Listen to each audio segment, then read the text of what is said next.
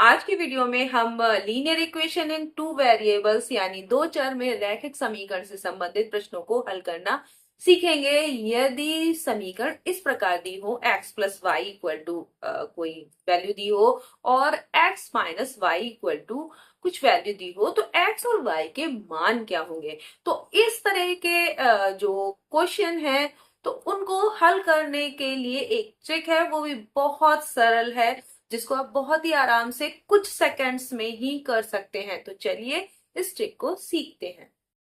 यहाँ पर देखिए कुछ क्वेश्चंस मैंने लिखे हुए हैं और हम इसको कैसे ओरल हल कर सकते हैं उसको देखेंगे।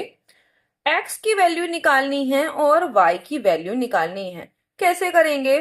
x की वैल्यू निकालने के लिए आप इन दोनों को, जो ये दिए हुए हैं x plus Y equal to 7 और x minus Y equal to 3, 7 और 3 को अगर जो x है इसकी वैल्यू निकालेंगे, अगर पहले वाले की, ठीक है, तो उसकी वैल्यू निकालेंगे तो दोनों को जोड़ दीजिए तो आएगा 10 और उसका आधा कर दीजिए यानी 10/2 बराबर 5। ठीक है, बहुत इजी है। आपने देखा कि किस तरीके से हमने 7 और 3 को जोड़ा और उसका आधा कर दिया।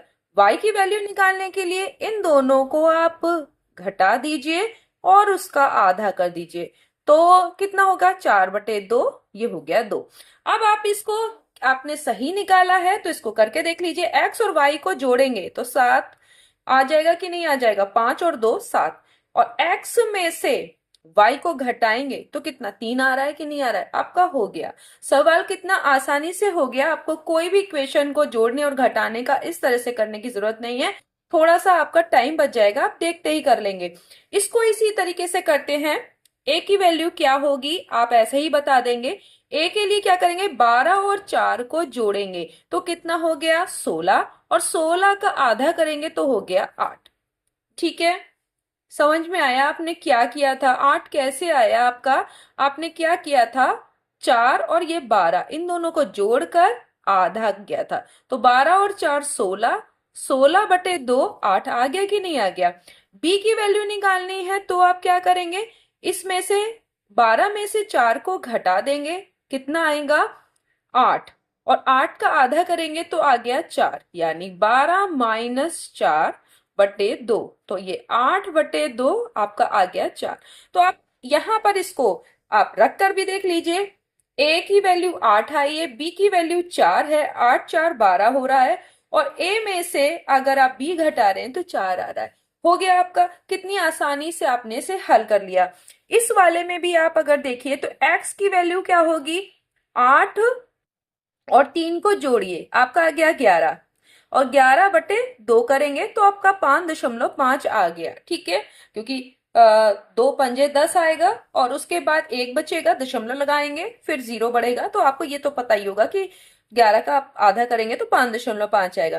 दूसरा, अगर y की वैल्यू निकालनी है, आपको समझ ही आ गया होगा, तो इसमें से क्या करेंगे? 8 में से आप 3 को घटाएंगे तो कितना बचेगा? 5 और 5 का आप अगर आधा करेंगे तो हो गया 2.5। तो आप इसे देखते ही कर सकते हैं, इसमें आपको कहीं पर भी कुछ भी लिखने की जरूरत नहीं है। अब इस वाले को देखिए, a और b की वैल्यू निकालनी है। a की वैल्यू निकालेंगे तो 78 और 18 को आप जोड़ेंगे तो 8 और 8 यहां पे भी आप ऐसे ही जोड़ सकते हैं। 8 और 8 क्या हो गया आपका? 16 और 7 और 1 8 और एक आपका, ये देखिए 7 और 1 8 और एक हासिल का 9।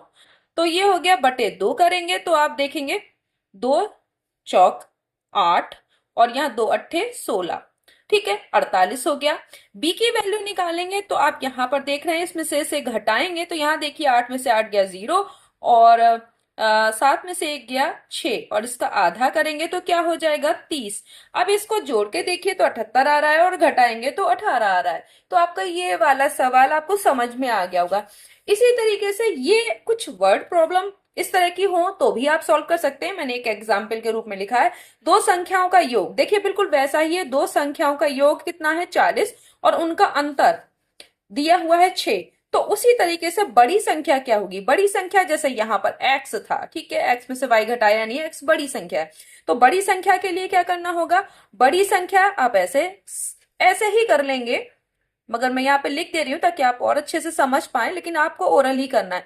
बड़ी संख्या में क्या करेंगे, दोनों को जोड़कर आधा करेंगे। तो दोनों को जोड़ेंगे 46, 46 का आधा 23। आपने एकदम आराम से निकाल लिया, इसको लिखने की जरूरत नहीं है, लेकिन हम यहाँ पर करके आपको दिखा दे रहे हैं। बड़ी संख्या में दोनों को जोड़ के आधा करेंगे, जैसा कि आपने यहाँ पर x की वैल्यू और y की निकाली थी। तो यहाँ हो गया 46/2 और ये हो गया 23। अगर पूछा जाता छोटी संख्या क्या होगी, तो क्या करते, बड़ी वाले में से ये योग में से अंतर घटा देते और उसका आधा करते। तो जब आप इसे 6 घटाएंगे तो कितना हो जाएगा 34, और 34/2 करेंगे तो 17। अब इनको जोड़िए तो देखिए 40 आ रहा है कि नहीं है, और घटाएंगे तो आपका कितना आ रहा है, 6 आ रहा है। अब ये भी पूछा जा सकता था कि दोनों संख्याएं क्या होंगी, है ना, छोटी संख्या क्या होगी, बड़ी संख्या क्या होगी, कुछ भी पूछा जाए। तो इस तरह के अगर चाहे इस तरह की वर्ड प्रॉब्लम्स आ जाएं, यानी वार्तिक प्रश्न आ जाएं, चाहे इस तरह की आपको इक्वेशंस दी हो, इक्वेशंस में इस तरह का एक x+y हो, एक x-y हो, या a+b, चर जो है आपके कोई और भी हो सकते हैं, रूप बदल सकता है, लेकिन आपका ये जो है वो एक्स वाई की जगह ए भी हो सकता है, सी डी हो सकता है, कुछ और हो सकता है, लेकिन क्वेश्चन को करने का तरीका वैसा ही रहेगा। तो बहुत ही इजीली आप बस देखते कर सकते हैं, तो इसमें आपको बहुत टाइम बच जाएगा, आपको लिखने की जरूरत नहीं होगी।